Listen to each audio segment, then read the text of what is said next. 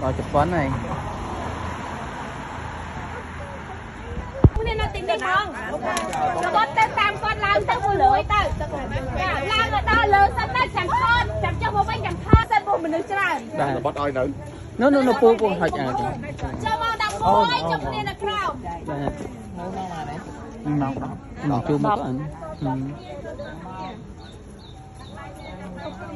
Tục đặt lên từ hàng lớp. Tết ảnh. Đôi tết. Rồi phải thêm lời. Ba. Ngủ.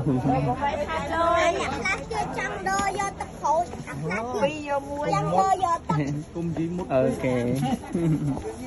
Hai thằng ông class. Ông class. Ông class bòn class. Chắc chính tê.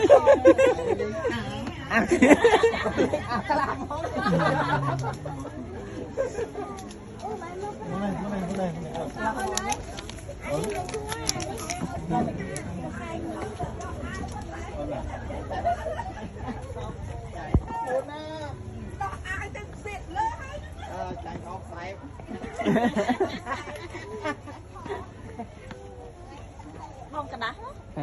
Này này. Anh tật đôi vô tật.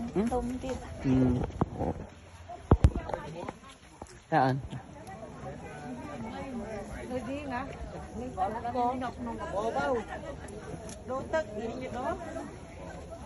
Dạ.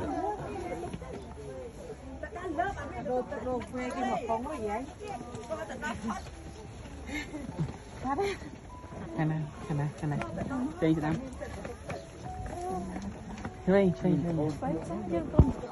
Quay sạn.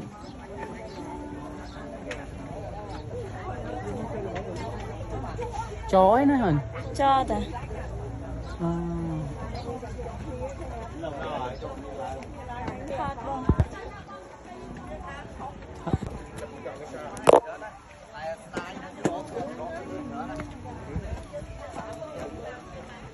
Lăng lờ mình. Ăn nó lỡ trời.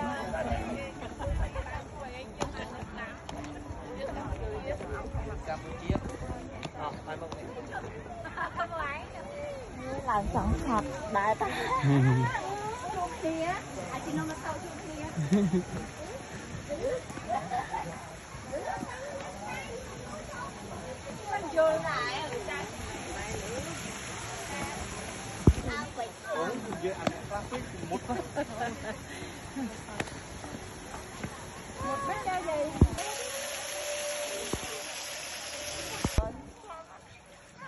Mấy cái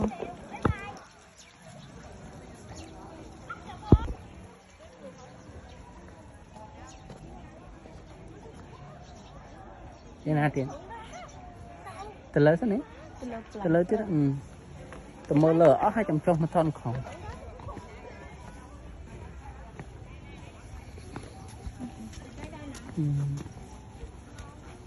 nó cái chua ai chụp bẩn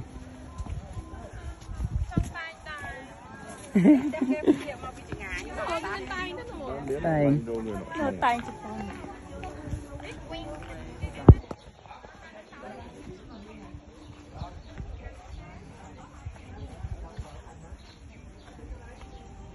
Cái này cả áo này. đâu cả áo nữa nó lại mặc áo của tôi Tôi tắt ấp ngài.